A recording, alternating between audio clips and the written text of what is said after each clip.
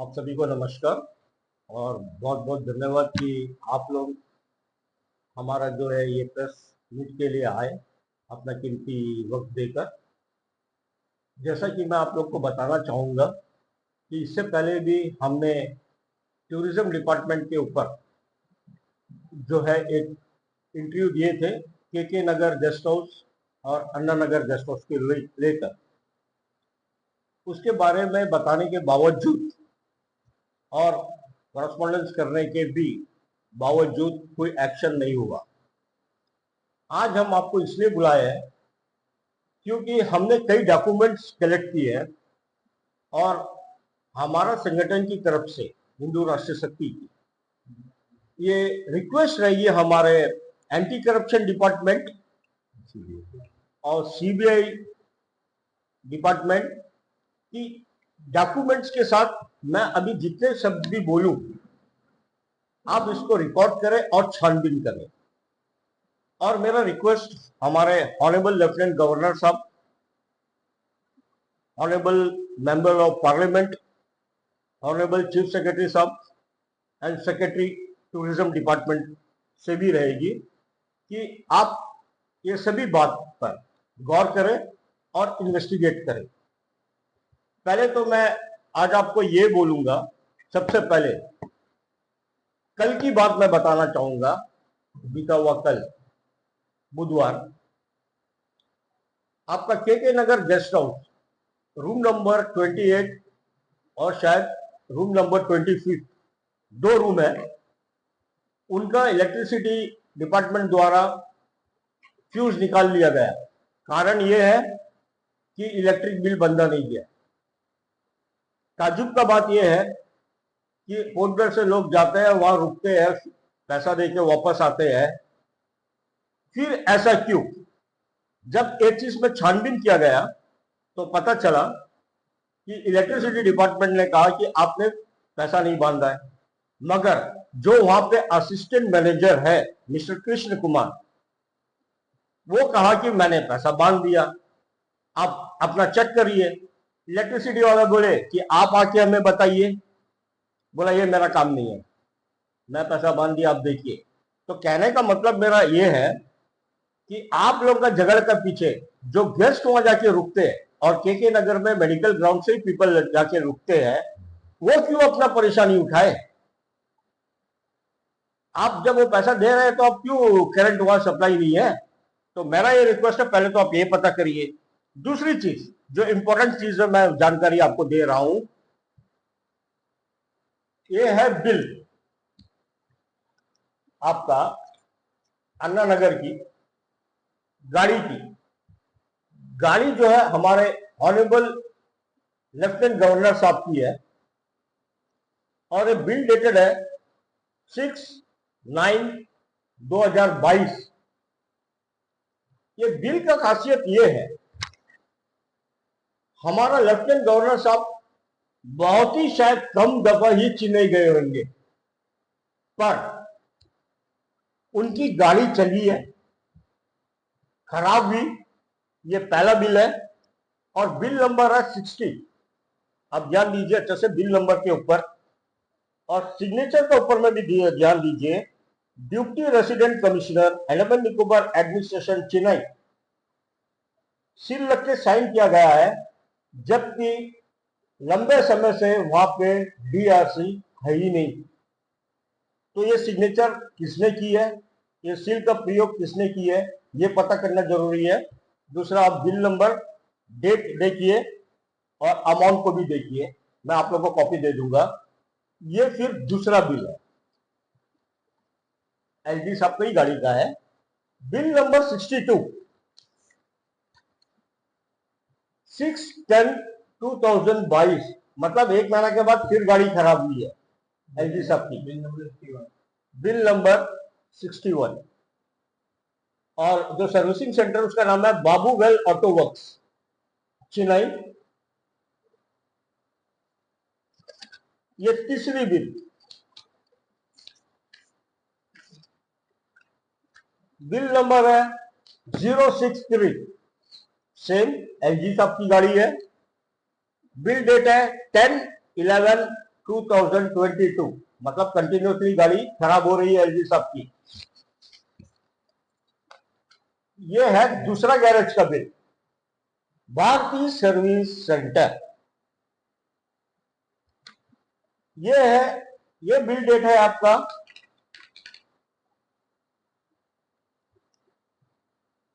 10/11/22।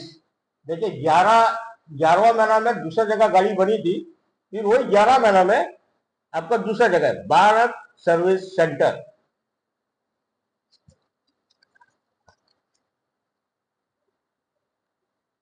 ये है आपका Illumalai tinkering and P painting works. देखिए पेंटिंग वर्क्स सेम एलजी साहब का गाड़ी है। पेंटिंग का काम कहां से आ गई एलजी साहब का गाड़ी में? 38/22/2022।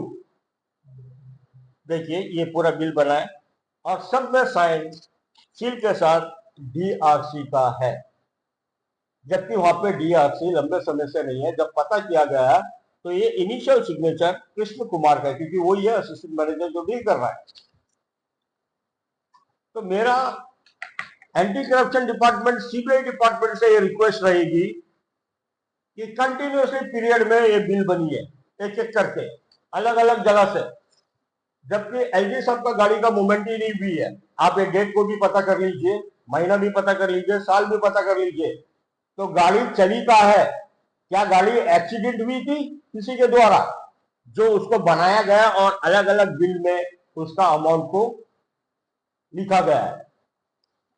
अब सवाल यह है, एलजी साहब हमारे अंडमान निकोबार का one of the end only one powerful person है। रूल के हिसाब से एलजी साहब का गाड़ी अगर बिगड़ती है, मेंटेनेंस करना है, तो इसको जो कंपनी की गाड़ी है वो कंपनी का सर्विसिंग सेंटर में जाना चाहिए, लोकल गैरेज में नहीं जाना चाहिए। तो ये लोकल गैरेज का बिल कैसा शो किया गया है इसमें? सर्विसिंग वहां पे चेन्नई पे तो हर कंपनी की सर्विसिंग सेंटर है, तो वहां पे ये गाड़ी को क्यों नहीं भेजा गया? और ये कंटिन्यूसली हर महीना इसमें रिपेयर हुई, आपका अमाउंट आया। तो मेरा रिक्वेस्ट ये है अगेन कि इस गाड़ी की लॉग बुक को चेक किया जाए। गाड़ी का नंबर भी मैं बता देता हूं एलजी साहब का आपको, जो बिल में है एलजी साहब का गाड़ी का नंबर TN02AQ5385। सभी नाम से, सभी रजिस्ट्रेशन नंबर सेम है ये बिल में। अब आगे पता करने के बाद, जैसा कि मैं वहां का कर्मचारी के बारे में लास्ट टाइम में बोला था, यह है कर्मचारी का लिस्ट वहां का स्टाफ का, टोटल 18। अब इसमें अच्छे से ध्यान दीजिए, इसमें कहीं में भी आपका किचन का नहीं दिया गया है। कोई बियरर है तो कोई कुक है, कोई चौकीदार है, कोई माली है, कोई सफाई वाला है, कोई क्लीनर है, कोई वर्कमैन है, 2 डीआरएम है, एक फ्रंट लाइन ऑफिस, एक फ्रंट ऑफिस रिसेप्शनिस्ट है। ये है डेजिग्नेशन। क्लियर? अभी इंटरेस्टिंग बात यह है, यदि आप केके नगर गेस्ट हाउस जाते हो तो आपको मिस्टर रजाक से मिलना है, क्योंकि हम सब जानते हैं कि वही रूम अलॉट करता है। पर यहां पे उनका डेजिग्नेशन है बियरर, और वर्क अलॉट हुआ है उसको प्रोटोकॉल वर्क। देखिए उसके बाद जितने भी है, चौकीदार वहां पे जो है वो कुक है, आपका सफाई वाला वहां में कैटरिंग का काम कर रहा है, ये सब दिया हुआ है। तो ऐसा क्यों है? अगर यहां से लोग जब गेस्ट हाउस जाते हैं, सबका कंप्लेंट है कि मेंटेनेंस नहीं है, साफ सफाई नहीं है, ठीक है, आपका जो पिलो कवर है वो ठीक नहीं है। तो जब ये स्टाफ जो डेजिग्नेशन है इनका वहां पे उपलब्ध है, तो ये काम क्यों नहीं कर रहे हैं? अभी जितने भी लोग केके नगर गेस्ट हाउस गए होंगे या अन्ना नगर गेस्ट हाउस गए होंगे, वो ये जरूर देखे होंगे, और जो अभी है भी, कि वहां पे वॉचमैन रहता ही नहीं है, पर वॉचमैन इधर में है लिस्ट में। प्यून रहता नहीं है मगर प्यून है। ठीक है, ये सब कैसे है आप बताइए ना। अभी हाल में कई साल पहले जितने भी हमारे अंडमान निकोबार आइलैंड में टूरिज्म का थे, जैसा वेव्स, आपका हॉर्नबिल, इस तरह कई आपका जो आईपीएनटी के अंदर में आते थे गेस्ट हाउस थे और उसको लीज में दे दिया गया, तो स्टाफ जो है एक्सेस हो गए।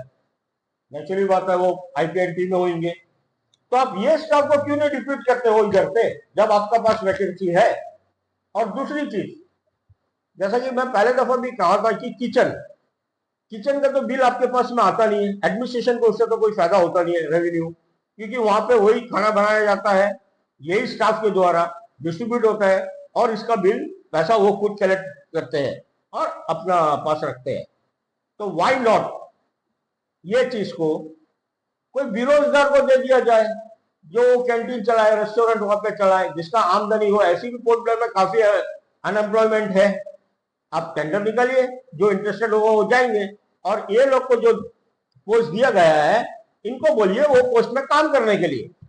मजेदार तो बात यह है कि जितने भी लोग हैं, 7 साल हो गया किसी का 30 साल हो गया है, कोई 25 साल हो गया है, वहीं पे है, इनका ट्रांसफर नहीं हुआ। जबकि हमारा एडमिनिस्ट्रेशन के नियम के हिसाब से 3 साल मैक्सिमम 5 साल, उसके बाद ट्रांसफर हो जाता है। इनका क्यों नहीं हुआ ट्रांसफर। मैं लास्ट टाइम भी कृष्ण कुमार जी के ऊपर में बोला था कि ये असिस्टेंट मैनेजर है और जो है ये कभी आके देखते नहीं है। ये गए थे पैरालाइज का ट्रीटमेंट के लिए और उसके बाद इनको यहाँ से ऑर्डर दिया गया और ये वहीं पर सेटल डाउन हो गए और ये वहीं पे कार्यरत है। तो इनका अभी फिलहाल 7 साल से ऊपर हो चुकी है। आप इनको क्यों नहीं वापस मंगा लेते हो जब वहां डीआरसी की वैकेंसी है। आप डीआरसी को दीजिए ना, एक असिस्टेंट मैनेजर को क्यों रखे हुए हैं आप। और मेन चीज हमारे, आप करप्शन हाई देखिए कि हमारा एलजी साहब का गाड़ी भी वहां पे चल रही है। एलजी साहब पोर्ट ब्लेयर में, एलजी साहब का नॉलेज में भी नहीं है ये चीज, ना ही कोई भी ब्यूरोक्रेट्स के नॉलेज में होगा। ऐसा कैसा। तो इसके लिए मैं मांग करता हूं सीबीआई इंक्वायरी हो और एंटी करप्शन से भी मैं मांग करूंगा कि इसके ऊपर जांच पड़ताल हो और जो भी गुनहगार हो उनको सख्त से सख्त सजा दिया जाए। तीसरी चीज, एक अहम बात मैं आपको बताता हूं। जैसा कि मैंने आपको कल का बात बताया, फ्यूज निकाल के चले गए के नगर से, इसी तरह ऑनलाइन है हमारा बुकिंग, यहां से लोग ऑनलाइन बुकिंग करा के जाते हैं। जाने के बाद के नगर में मैक्सिमम मेडिकल पेशेंट जाता है केस। तो मान लीजिए कि मेरा रूम बुकिंग है, मैं गया room number, for example, room number 1 में रुका, मैं मेडिकल चेकअप करने के लिए गया। वहां से मुझे बोला गया कि आपको एडमिट होना पड़ेगा और आप जो है दूसरा टेस्टिंग करने के बाद आपका सर्जरी होगा, 5-6 दिन के बाद आपको डिस्चार्ज कर दिया जाएगा। ठीक, मैं क्या करा, वो रूम को छोड़ा नहीं, के नगर का। मैं आके यहाँ में इंटीमेट कर दिया कि ऐसा सा बात है, मुझे वहां रहना है, फिर मैं डिस्चार्ज होकर तुरंत यहाँ पे आऊंगा। इसके बीच में देखिए, ये रूम नंबर 1 मेरे नाम में अलाउड है। इसके बीच में मान लीजिए XYZ कोई चिन्हैया के नगर, ये बंदे लोग क्या करते हैं, मेरे ही नाम का रूम इसको दे देते हैं और डायरेक्टली बोलते हैं कि भैया ये रूम मैं आपको दे रहा हूं, मेडिकल केस में वो एडमिट है, आप 2 या 3 दिन के लिए आए करके मैं आपको रूम दे रहा हूं, मगर मैं आपको इसका बिल नहीं दूंगा, रिसिप्ट काट के पैसा आपको देना है। अभी वो मजबूरी है क्योंकि गेस्ट हाउस में आपका रेट कम है, बाहर होटल में रेट ज्यादा है, तो वो वहां रह जाता है और वो पैसा इनका पॉकेट में चला जाता है। तो देखिए करप्शन का लेवल, देखिए आप किस तरह जा रहा है करप्शन का लेवल। आप के नगर का फर्स्ट फ्लोर में जाइए, जब आप सीढ़ी चढ़ते हो, फर्स्ट फ्लोर में एक ऑफिस है जहां पे अभी एपीडब्ल्यूडी को देके रखा हुआ है, इलेक्ट्रिकल डिपार्टमेंट। आपको अगर रूम के लिए जाना है, अपना बुकिंग कंफर्म करने के लिए या पता करने के लिए, आपको के नगर का 2nd फ्लोर में जाना है, जो वहां पे किचन है, वहां पे जाके आपको पता करना है कि आपका रूम का बुकिंग है या नहीं। जबकि के नगर में फर्स्ट फ्लोर का रूम भी अंडमान गेस्ट हाउस के लिए है, 2nd फ्लोर का भी। तो मेरा कहना यह है, जब वहां में फर्स्ट फ्लोर में आपने काउंटर एपीडब्ल्यू को देके रखा हुआ है, क्यों नहीं? वहां पे रिसेप्शन बना दिए के नगर का, वहां पे जो भी रिसेप्शन है वो बैठता क्यों नहीं है? वो क्यों नहीं बैठता है? उसको बैठाइए। आप किचन क्यों जाए? तो देखिए, करप्शन हाई लेवल में है, हर एक चीज में है वहां में, जिसके ऊपर में एडमिनिस्ट्रेशन को स्टेप लेना बहुत ही जरूरी है।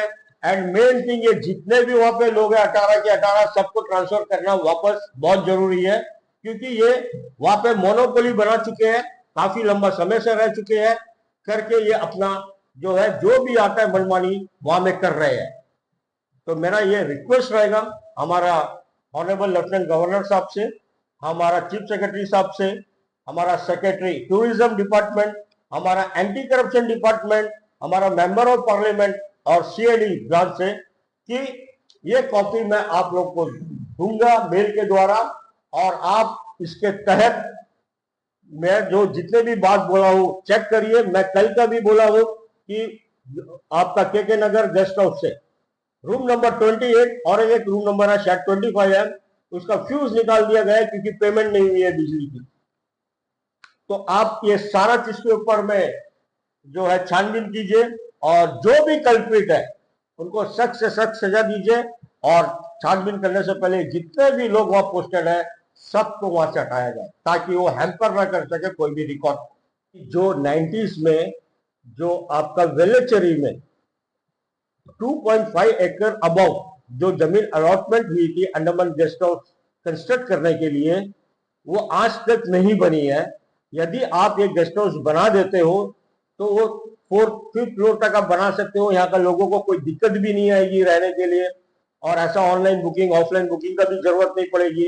और जो आप रेंट सीपीडब्ल्यूडी को दे रहे हो, आप जो लीज में लेके रखे हो, वो आपका उससे आपका वो पैसा बचेगा लीज का। दूसरा, ऑलरेडी अन्ना नगर में तो आपका जमीन है जिसपे अन्ना नगर गेस्ट हाउस है, तो आप के नगर गेस्ट हाउस को यदि वेलचरी में शिफ्ट करते हो, एक नया गेस्ट हाउस कंस्ट्रक्ट करके, तो हमारे पोर्ट ब्लेयर में के लोग जो है कई जाते हैं मेडिकल ग्राउंड में, वहां पे ट्रीटमेंट कराने, हमारे बच्चे हायर स्टडीज के लिए जाते हैं, कॉलेज में एडमिशन के लिए, कई लोग घूमने भी जाते हैं, तो सबको जो है वहां पे रहने की सुविधा उपलब्ध हो सकेगी। मेरा ये रिक्वेस्ट है एडमिनिस्ट्रेशन के कि इस पर आप कृपया ध्यान दीजिएगा। धन्यवाद।